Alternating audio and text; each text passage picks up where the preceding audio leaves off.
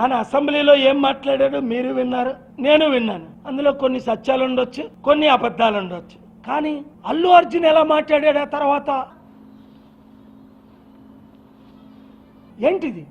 అదే నేనే అల్లు అర్జున్ అయితే రేవతి చనిపోయిన అమ్మాయి 1,00,000 కోట్లు ఇచ్చినా తిరిగి నేను ఆ జీవితాన్ని తీసుకురాలేను. నన్ను క్షమించండి దయచేసి. రేవతి తండ్రి, రేవతి భర్త, రేవతి బంధువులు నన్ను క్షమించండి అని మొట్టమొదట మాట్లాడాలి.